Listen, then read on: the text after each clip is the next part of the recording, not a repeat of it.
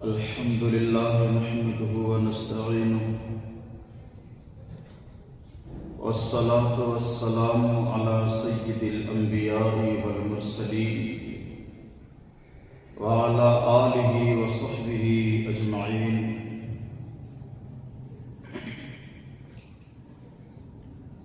قال رسول الله صلى الله عليه وسلم: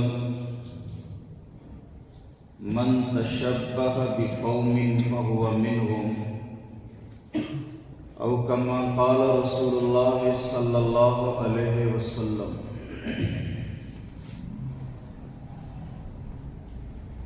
پچھلے کئی جمعہ سے آپ کے سامنے یہ گفتگو آ رہی ہے کہ رسول اللہ صلی اللہ علیہ وسلم نے مسلمانوں کو اسلامی تہذیب، اسلامی ثقافت اور اسلامی اعمال پر جمنے کی تاکید کرتے ہوئے یہ حکم فرمایا ہے کہ اہل ایمان، اہل اسلام غیر مسلموں کی مشابہت اختیار نہ کریں. یہ جو رسول اللہ صلی اللہ علیہ وسلم نے فرمایا کہ جو انسان یعنی جو مسلمان کسی دوسری قوم کی مشابہت اختیار کرے گا، اور مشابہت کا معنی میں نے بتا رکھا ہے غیر مسلموں کے عمل جیسا عمل یا ایسا کام کرنا جو ان کے کاموں کی طرح دکھے، اس کو عربی میں مشابہت بولتے ہیں. اللہ کے نبی نے منع فرمایا کہ جو انسان دوسری قوم کی شباہت اختیار کرے گا، یعنی ان جیسا عمل، ان جیسا کام اختیار کرے گا، کل قیامت کے دن ان کا شمار اسی قوم کے ساتھ ہوگا. یہاں ایک علمی بات ذہن میں رہے کہ جو حضور نے فرمایا کہ جو مسلمان کسی دوسری قوم، چاہے کوئی یہودی ہو، عیسائی ہو یا غیر مسلم، کسی بھی قوم کے ساتھ مشابہت اختیار کرے گا، کس چیز میں؟ عقیدے میں، ایمان میں، اس کے مذہبی فکر میں مشابہت اختیار کرنا مراد نہیں ہے. اگر کوئی مسلمان کسی عیسائی، یہودی یا غیر مسلم کے عقیدے کی طرح کوئی عقیدہ بناتا ہے، کسی غیر مسلم کے مذہبی فکر کو اپناتا ہے، تو وہ تو ویسے ہی مسلمان نہیں ہے. اسلامی عقیدہ الگ ہے، یہودیت الگ ہے، عیسائیت الگ ہے، ہندوازم کا عقیدہ الگ ہے. تو جو ان کے عقیدے کو اپنائے وہ تو ویسے ہی مسلمان نہیں رہے گا. اس حدیث میں عقیدے کی بات نبی نے نہیں کی ہے. اس حدیث میں اللہ کے رسول نے سماجی رہن سہن، اعمال، طور طریقہ، یہ مراد ہے کہ زندگی کے طور طریقے میں، رہن سہن میں، عبادات میں، اخلاقیات میں، معاملات میں، سماجیات میں جو مسلمان کسی غیر مسلم کا طریقہ اپنائے گا یا ان کے جیسا کوئی عمل کرے گا، کل قیامت کے دن اس کا حشر انہی کے ساتھ ہوگا. یہ تاکید جو نبی کریم صلی اللہ علیہ وسلم نے کی ہے کہ مسلمانوں کو اپنا مذہبی تشخص، مذہبی پہچان، مذہبی شناخت مسلمانوں کو محفوظ رکھنی چاہیے. مسلمانوں کی الگ ایک اسلامی شناخت ہے، اسلامی پہچان ہے. زندگی کے تمام امور میں، زندگی کے تمام چیزوں میں، معاملے میں مسلمانوں کی ایک الگ پہچان ہے. جب وہ پہچان چھوڑ دیتا ہے مسلمان اور دوسری قوم کی چیزیں اپنانا شروع کرتا ہے تو پھر دھیرے دھیرے دھیرے دھیرے مسلمان ارتداد کے یعنی اسلام چھوڑ کر مرتد ہو جانے کے دروازے پر پہنچ جاتا ہے. آج بہت ساری خبریں آتی ہیں، چونکہ سوشل میڈیا کا زمانہ ہے، فوراً ویڈیو آ جاتی ہے، فلاں جگہ فلاں عورت مسلمان غیر مسلم بن گئی، وہ غیر مسلم کے ساتھ چلی گئی، فلاں جگہ فلاں نوجوان اسلام چھوڑ کر مرتد ہو گیا، فلاں جگہ اتنے لوگ مرتد ہو گئے. اس کی اور بھی بہت ساری وجہیں ہو سکتی ہیں، کسی وجہ سے وہ اسلام چھوڑا ہو سکتا ہے، اس کی بہت ساری وجہ ہو، لیکن ان تمام وجوہات میں ایک وجہ یہ بھی ہے کہ جب مسلمان اپنی مذہبی پہچان چھوڑ بیٹھتا ہے اور دوسروں کی چیزیں اپناتا ہے تو پھر ان کے دماغ سے، ان کے ذہن سے اسلامی وقار نکلتے جاتا ہے اور کفر کو، شرک کو، یہودیت کو، عیسائیت کو اپنانا ان کے لیے آسان ہو جاتا ہے.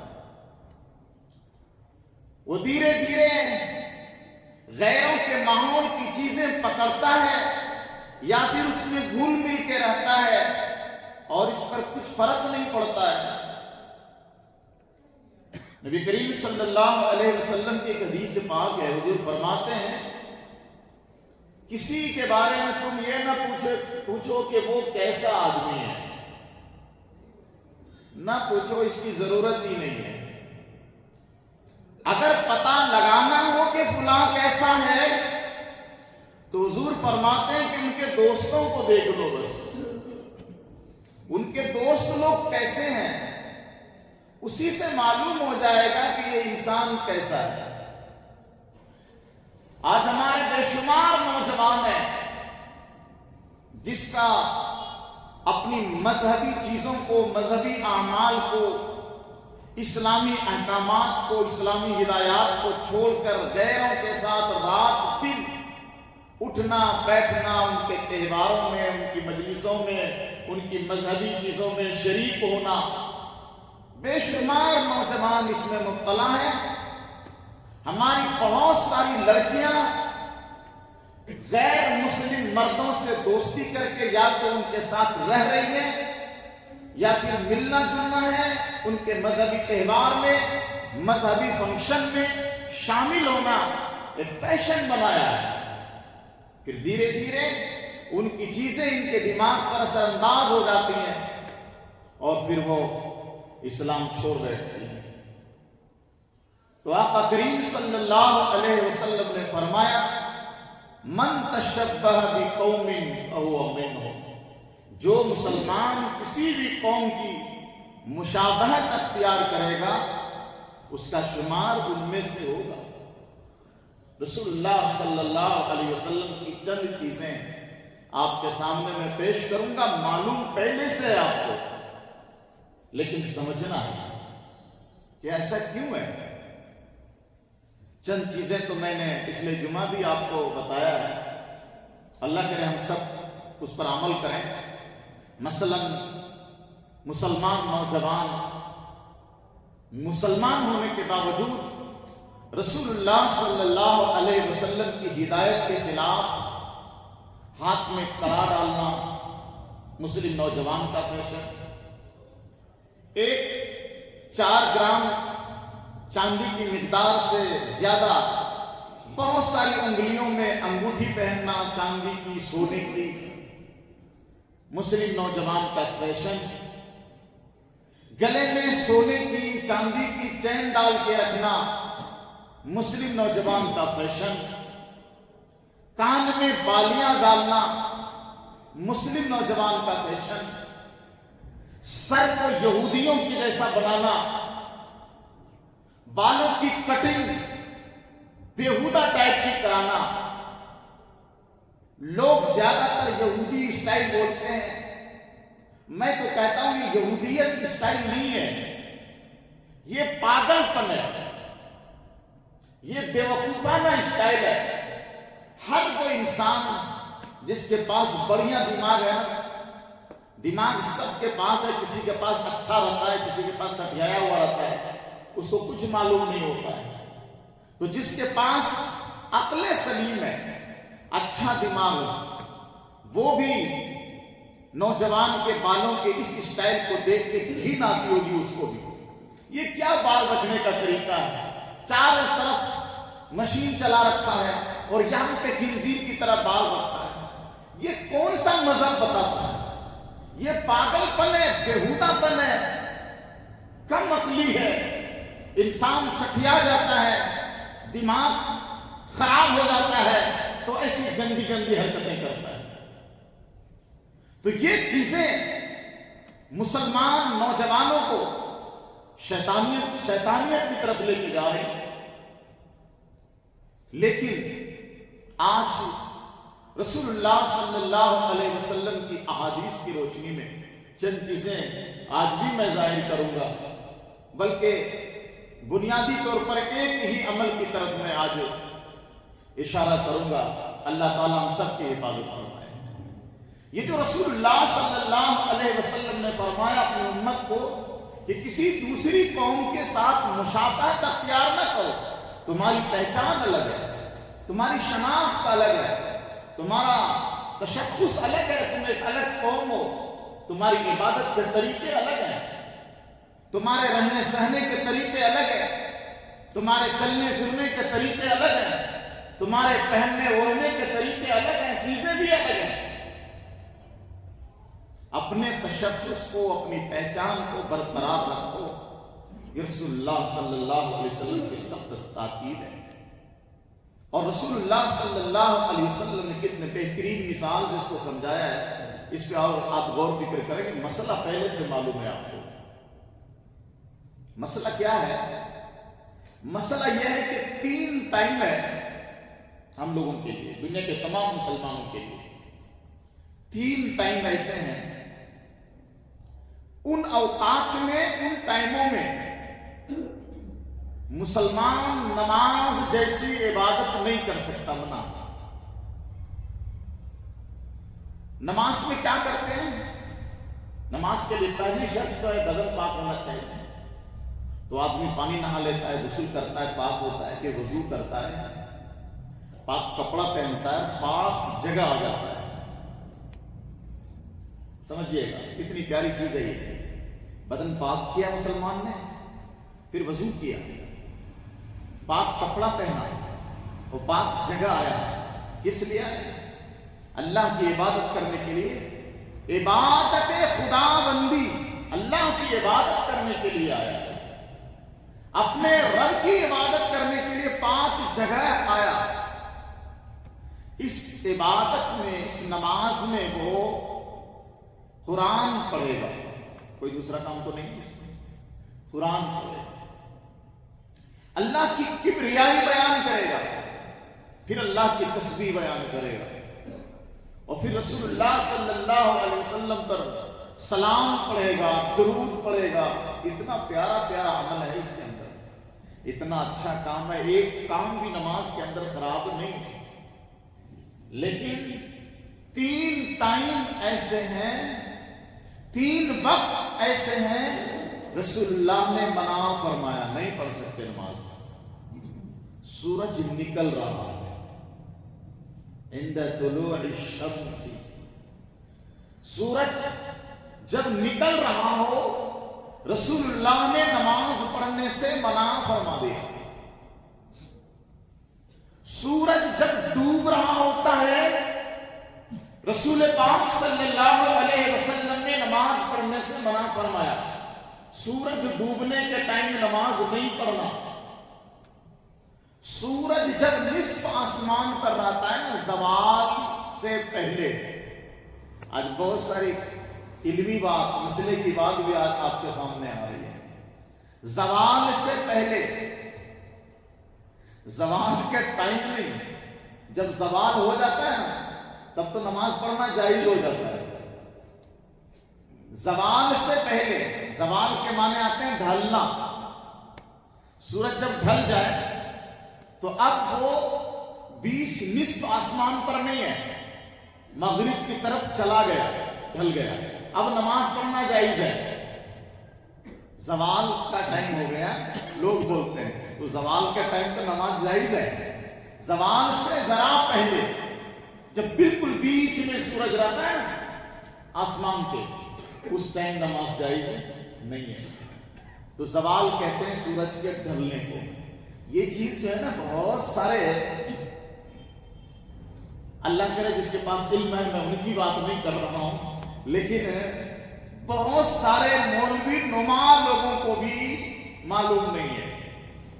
میں نے شاید آپ کو ایک بار بتایا تھا کہ میں ایک گاؤں میں چلا گیا، بازو کے شہر میں کہیں امام تھا، میں گاؤں میں، بڑا گاؤں ہے، قصبہ ٹائپ کا، تو وہاں پر ہمارے بریلوی بھائی کے لوگ تھے، ہماری رشتہ داری کی اس گاؤں میں تھی، اور اسی لیے میں گیا تھا۔ تو کچھ نوجوانوں نے میرے کو پکڑ لیا، شرارت کی میرے ساتھ، مجھے بٹھا لیا، کہا مولانا صاحب آپ بیٹھے ہیں، کیا بات ہے؟ ہمارے حضرت آ رہے ہیں، آپ کو ان کے ساتھ گفتگو کرنی پڑے گی، بحث کرنا پڑے گا مسئلے سے۔ میں کہا یہ کیا بات ہوگی، میں تو مہمان ہوں یہاں، میں مناظرہ کرنے تو نہیں آیا ہوں۔ کہا نہیں آپ کو بات کرنی پڑے گی، آپ دیوبند والے ہیں۔ میں نے کہا ٹھیک ہے، آپ کو شوق ہے تو بلا لیں۔ تو انہوں نے اپنے 2-3 مولانا صاحب کو، جو گاؤں میں امام صاحب تھے، گاؤں کے بڑے مولانا تھے، ان کو بلایا، آئے۔ آتے ہی نوجوانوں میں سے ایک نوجوان نے ایک حضرت سے کہا مولانا صاحب پہلے آپ میرے سر میں ہاتھ دے دیجئے، بڑا درد کر رہا ہے۔ سمجھ گئے کہ نہیں؟ تو ابھی تک میں گھبرایا ہوا تھا کہ یہ لوگ 2-3 مولوی اور میں اکیلا، پتہ نہیں کیا بات ہو۔ لیکن جب اس ایک نوجوان نے کہا حضرت میرے سر میں درد ہے، پہلے میرے سر میں ہاتھ دے دیجئے، یعنی دم کر دیجئے، اپنے حضرت سے کہا، تو اس حضرت نے، جو ان کا بڑا حضرت تھا، کہا ابھی نہیں، ابھی زوال کا ٹائم ہے، مغرب بعد دے دیں گے سر میں ہاتھ۔ وہاں پر میں سمجھ گیا کہ حضرت کتنے پانی میں ہیں، کہ جس وقت میں بیٹھا تھا 4 بج رہے تھے، کتنے 4 بج رہے تھے، اور 4 بجے حضرت بتا رہے ان کو کہ ابھی زوال کا ٹائم ہے، سر میں ہاتھ نہیں دیں گے، مغرب بعد سر میں ہاتھ دیں گے۔ سب سے پہلی بات تو یہ کہ سر میں ہاتھ دینے کے لیے، سر پھونکنے کے لیے زوال کے ٹائم سے کوئی مطلب ہی نہیں ہے۔ اگر زوال کا ٹائم بھی ہے تو صرف نماز پڑھنا منع ہے، قرآن پڑھنا منع نہیں ہے۔ سر میں ہاتھ دینا، دم کرنا منع نہیں ہے۔ تو ایک نقطہ تو میں یہاں پکڑ لیا، اور دوسرا پوائنٹ میرے کو یہ مل گیا کہ جناب حضرت کو زوال کا ٹائم بھی پتہ نہیں کہ کون سے ٹائم کو زوال بولا جاتا ہے۔ 4 بجے عصر کا ٹائم ہوتا ہے، اس کو زوال بولتا ہے۔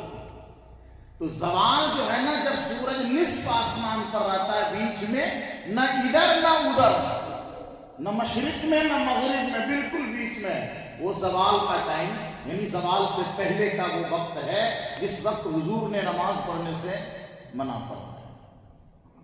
3 وقت ہو گیا نا جی، سورج نکلنے کے ٹائم، اور سورج ڈوبنے کے ٹائم، اور سورج جب زوال سے پہلے نصف آسمان پر رہے، نماز پڑھنا 3 ٹائم میں حضور نے منع فرمایا۔ سوال یہ ہوتا ہے کہ نماز تو نماز ہے، نیکیاں ملتی ہیں، اس کے اندر ثواب ملتا ہے، وقت چاہے کوئی بھی ہو، نماز تو نماز، اس میں تو اللہ کی عبادت ہوتی ہے نا، تو کیا حرج ہے پڑھ لینے میں؟ حضور نے منع کیوں فرمایا؟ اس میں راز کیا ہے؟ 3 وقت ہے نماز پڑھنا جائز نہیں ہے، کیوں جائز نہیں ہے؟ حضور نے کیوں منع فرمایا؟ اس میں راز کیا ہے؟ جو راز ہے اس کو اگر ہم سمجھ لیں تو آج ہماری عقل سے پردے ہٹ جائیں گے اور ہم سمجھ پائیں گے کہ ہم سب کے آقا جناب رسول اللہ صلی اللہ علیہ وسلم نے ہم سب کو ایمان پر مضبوط رکھنے کے لیے اسلامی عقائد پر اور اسلامی عمل پر، اسلامی شناخت پر، اسلامی شعار پر، اسلامی نشانیوں پر مضبوطی سے قائم رہنے کے لیے کتنی بڑی مثال دی ہے حضور نے، اور ہم ہیں کہ بہے جا رہے ہیں، جدھر جی چاہ رہا ہے ادھر چلے جا رہے ہیں۔ دوست بلایا، ان کا مذہبی تہوار ہے اس میں بھی چلے جا رہے ہیں، اس کا اور کوئی مذہبی فنکشن ہے اس میں بھی چلے جا رہے ہیں، جو وہ کر رہے ہیں ہم بھی جا کے کر رہے ہیں۔ کہہ رہے ہیں کیا کریں دوست ہے، سب چلتا ہے، کرنا پڑتا ہے۔ مسلمانوں کو سب کرنا نہیں پڑتا ہے، مسلمان کو وہی کرنا پڑتا ہے جو آقا نے بتایا ہے۔ مسلمان کو وہ نہیں کرنا پڑتا ہے جسے رسول اللہ نے منع فرما دیا ہے۔ سب نہیں کرنا پڑتا ہے، اور جو سب کرتا ہے وہ مسلمان نہیں ہے۔ زبردستی اپنے آپ سے بولنے سے کوئی مسلمان نہیں ہوتا۔ مسلمان ہونے کے لیے مولوی بھی سرٹیفکیٹ نہیں دیتا ہے، مسلمان ہونے کے لیے قرآن و حدیث میں سرٹیفکیٹ کا معیار موجود ہے۔ یہ جو کچھ میڈیا والے اور ٹی وی والے بولتے ہیں نا کہ ملا لوگ نے ٹھیکہ لے رکھا ہے، سرٹیفکیٹ دیتا ہے وہ کہ کون مسلمان ہے کون مسلمان نہیں ہے۔ مولویوں نے ٹھیکہ نہیں لیا ہے، مولویوں نے قرآن اور حدیث میں سرٹیفکیٹ کا معیار پڑھا ہے۔ وہ اپنی قوم کو مولوی صرف بتا دیتا ہے، سرٹیفکیٹ پر سائن یہ نہیں کرتا۔ سرٹیفکیٹ آلریڈی قرآن اور حدیث میں موجود ہے، مولوی صرف اپنی قوم کو بتا دیتا ہے کہ تم نے اگر یہ کام کر لیا تو تیرا ایمان ختم ہو گیا، تو نے اگر یہ کام کر لیا تو تو مسلمان ہو گیا۔ اسلام اور ایمان کو ان چیزوں سے بچانا پڑتا ہے۔ یہ چیزیں نہیں کرو گے تو اسلام اور ایمان بچا رہے گا، یہ چیزیں کر لو گے تو اسلام اور ایمان دونوں ختم ہو جائے گا۔ یہ بتانا مولوی کا کام ہے، وہ صرف بتاتے ہیں، سرٹیفکیٹ بناتے نہیں ہیں، یہ ہمارا کام نہیں ہے۔ تو رسول اللہ صلی اللہ علیہ وسلم نے اپنی امت کو جو بنا کیا کہ 3 ٹائم میں آپ نماز نہیں پڑھ سکتے، راز کیا ہے؟ راز یہ ہے کہ رسول اللہ صلی اللہ علیہ وسلم نے دیکھا کہ جب سورج نکلتا ہے، سورج ادے ہوتا ہے، سورج طلوع ہوتا ہے، تو اس وقت سورج کی پوجا کرنے والے لوگ سورج کی عبادت کرتے ہیں۔ جب سورج نصف آسمان پر جاتا ہے تو سورج کی پوجا کرنے والے لوگ اس وقت بھی سورج کی پوجا کرتے ہیں۔ جب سورج ڈوبتا ہے تو اس وقت بھی سورج کے پجاری لوگ سورج کی عبادت کرتے ہیں۔ رسول اللہ نے اپنے امت سے فرمایا کہ ان 3 ٹائم میں تم بھی نماز پڑھو گے نا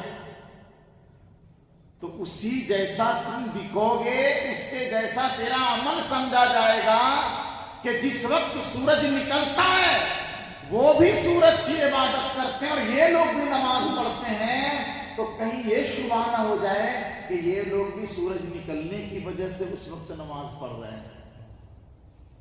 جیسے ہم لوگ ابھی کعبہ میں طواف کرتے ہیں، کعبہ کی طرف منہ کر کے نماز پڑھتے ہیں، تو لوگ اعتراض کرتے ہیں کہ آپ لوگ کعبے کی طرف منہ کر کے نماز پڑھتے ہو تو یہ کعبہ کی پوجا نہیں ہے تو کیا ہے؟ تو اس کو سمجھانا پڑتا ہے کہ ہم صرف کعبے کی طرف منہ کر کے نماز پڑھتے ہیں، صرف چہرہ اس طرف کرتے ہیں، عبادت اس کی نہیں کرتے، عبادت تو ہم خدا کی کرتے ہیں۔ تو رسول اللہ نے دوسرے قوم کی سورج کی عبادت کرنے والوں کے مشابہت سے بچانے کے لیے ان 3 ٹائم میں نماز پڑھنے سے رسول اللہ نے منع فرما دیا کہ ان جیسا تمہارا عمل نہ دکھنے لگ جائے۔ کتنی بڑی بات رسول اللہ نے اس ہدایت کے اندر کی ہے، کتنا باریک نقطہ ہے یہ، کتنا باریک راز ہے یہ۔ اپنی امت کو ان کے جیسے عمل سے بچانے کے لیے منع فرمائے کہ اس ٹائم میں تم۔ ایک بات اور سناتا ہوں آج میں، رسول اللہ صلی اللہ علیہ وسلم کے زمانے میں جب اسلام کی ابتدا ہوئی تو مکے کے کافر اور مشرک کی ایک بات آج نئی بات بتاتا ہوں، ہو سکتا آپ لوگوں نے کہیں پڑھ لیا ہو، میں اپنے حساب سے نئی بات بول رہا ہوں، اللہ کرے ہماری بات غلط ہو آپ لوگ کے بارے میں۔ مکہ مکرمہ میں، عرب میں جس وقت حضور نے اسلام کی دعوت شروع کی، جب قرآن کا نزول شروع ہوا، اس ٹائم عرب کے لوگ ظاہر بات ہے مسلمان نہیں تھے، بولو نمبر ایک، کیا نہیں تھے؟ مسلمان نہیں تھے، اور نمازی بھی نہیں تھے۔ مسلمان ہوگا تو نماز پڑھے گا نا، وہ مسلمان بھی نہیں تھے، وہ نمازی بھی نہیں تھے،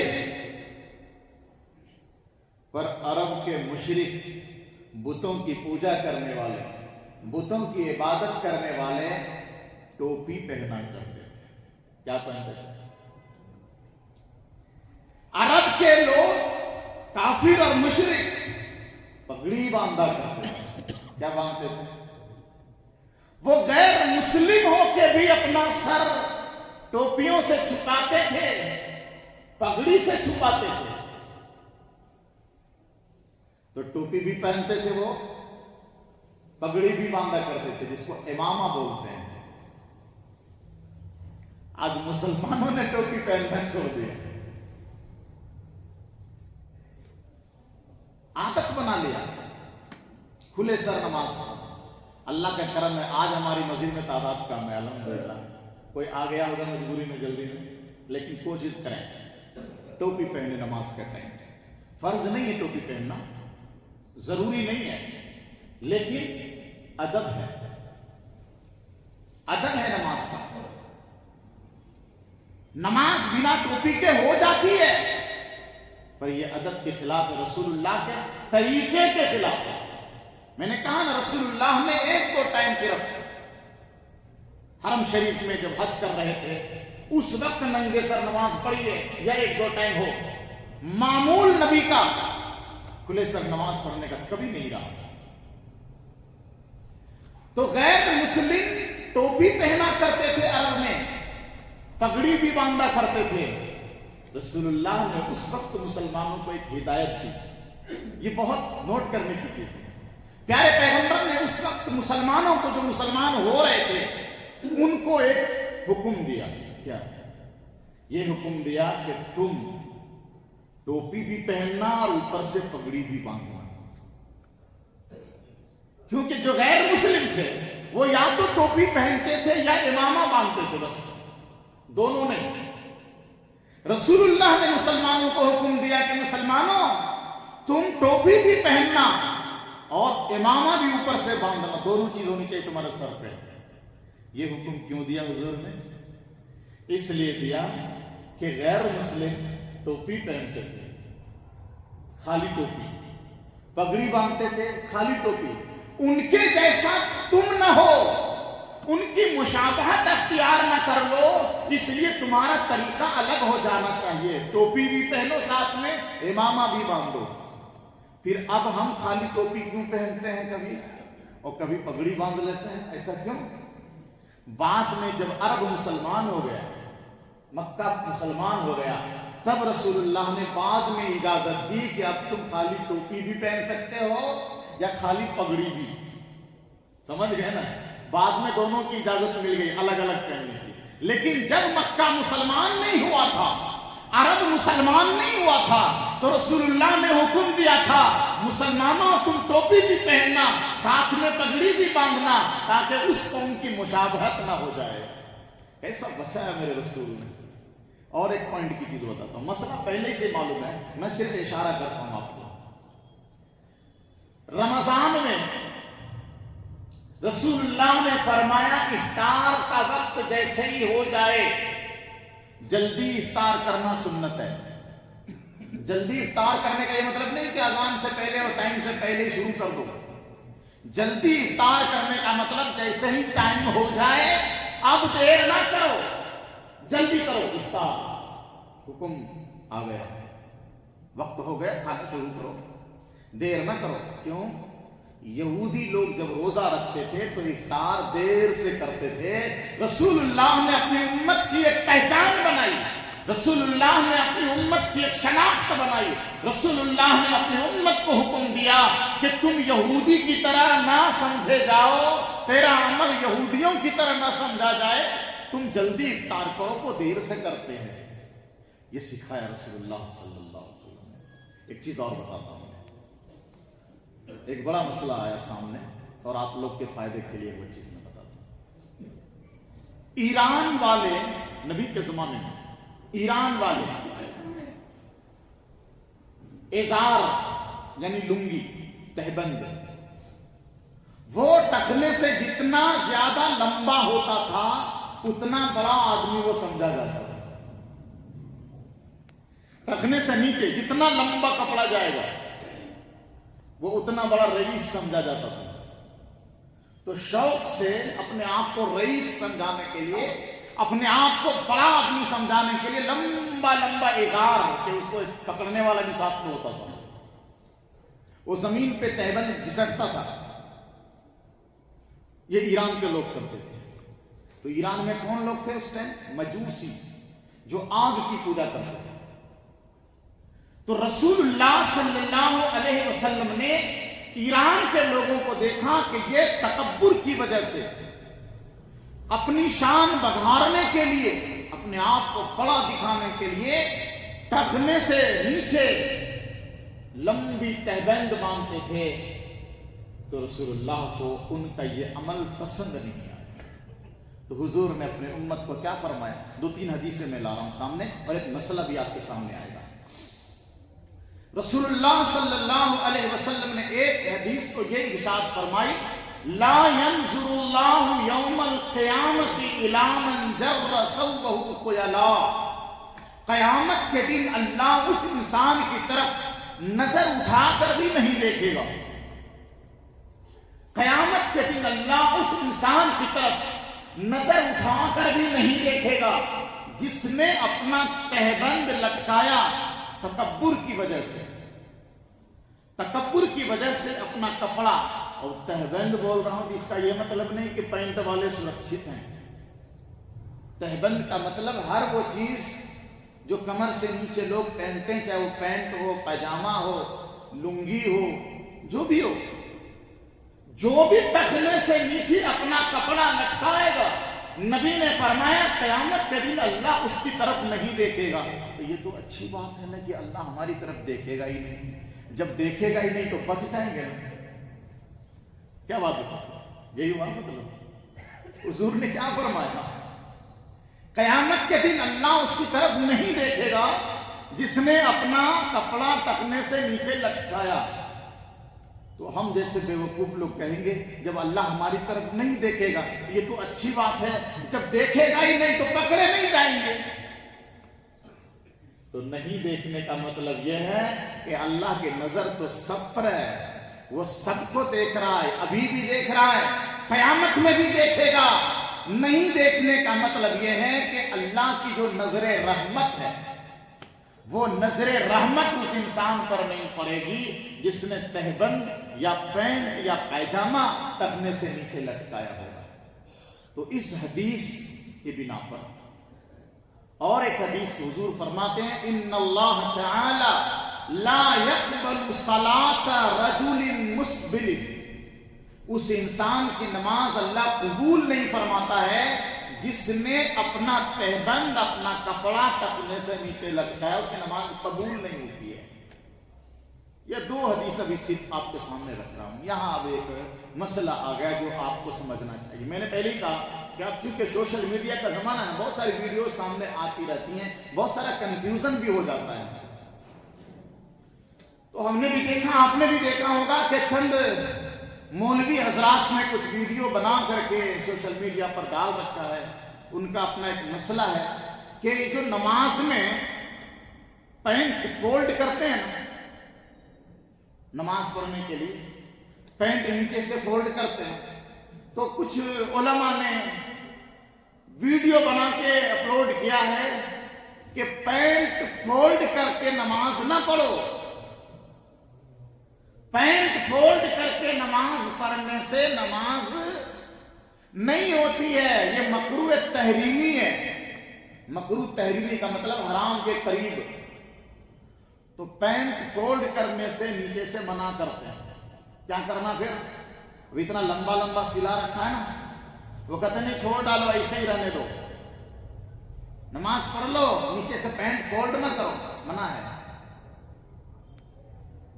اب کیا ہوگا؟ مسئلہ کیا ہے؟ وہ کیوں کرتے ہیں منع کہ پینٹ فولڈ نہ کرو؟ یہ منع کیوں کرتے ہیں وہ؟ ان کے پاس بھی حدیث ہے، لیکن قرآن کی آیتیں اور حدیث سمجھنے میں غلطیاں ہوتی ہیں۔ تو ان کے پاس جو حدیث ہے، حدیث صحیح ہے، سمجھنے میں غلطی ہو گئی۔ حدیث کیا ہے ان کے پاس؟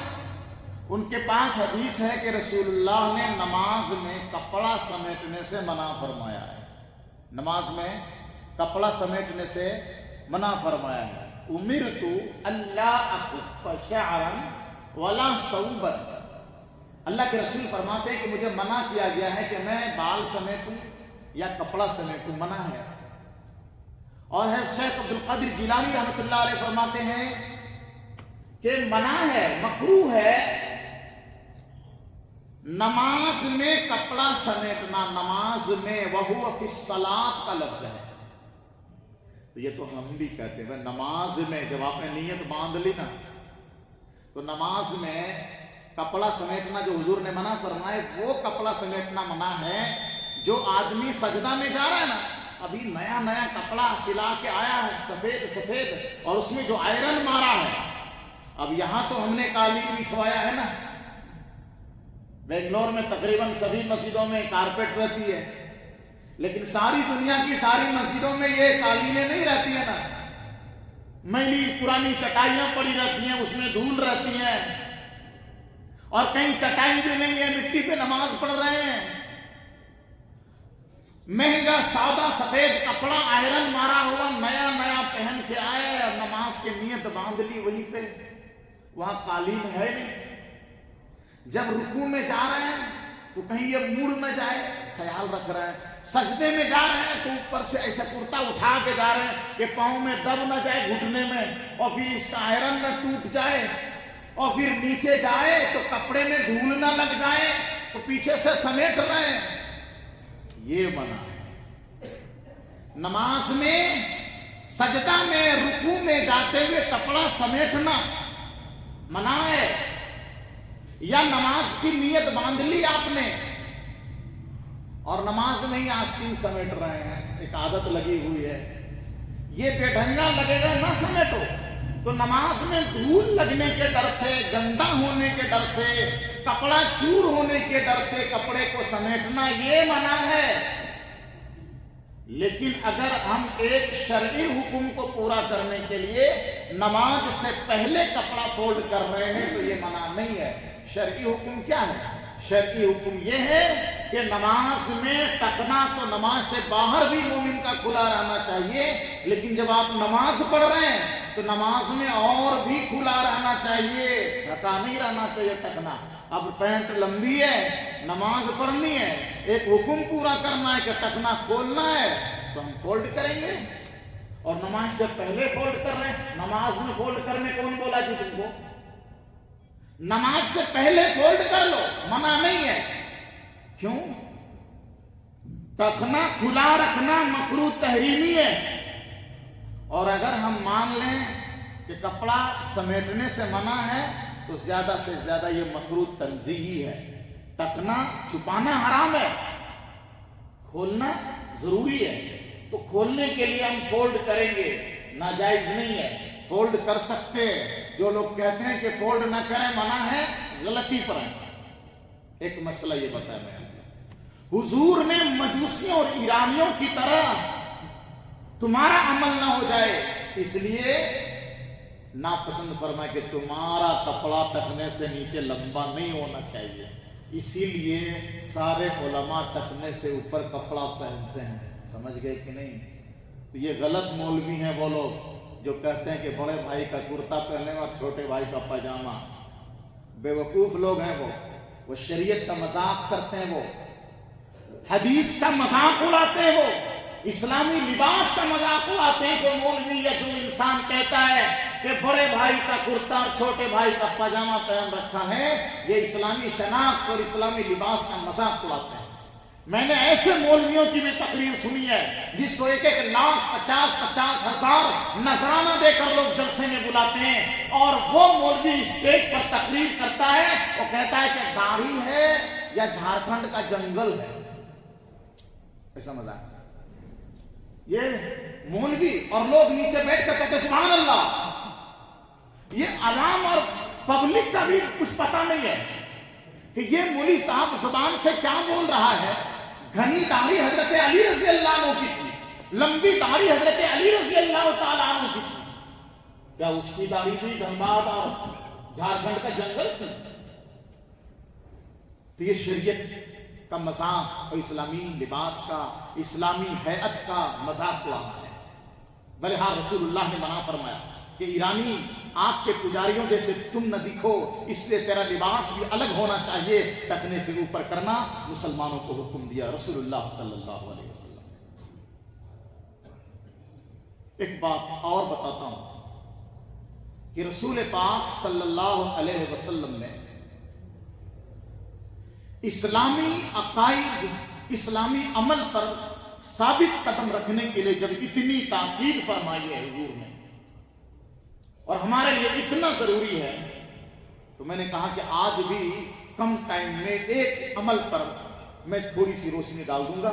अल्लाह करे हम सब के लिए ये अमल आसान हो जाए और हम सबके ईमान की हिफाजत हो जाए। मसला मालूम ना होने की वजह से हम वो काम कर रहे हैं जो गैर लोगों की शनाख्त है, उसकी मजहबी निशानी है, वो उनकी वो मजहबी चीज है, और मसला मालूम ना होने की वजह से, अपने ईमान की कीमत पता ना होने की वजह से हम वही काम कर बैठते हैं जो वो करते हैं, और धीरे धीरे करते करते हमें उस चीज की आदत लग जाती है। मिसाल देता हूं,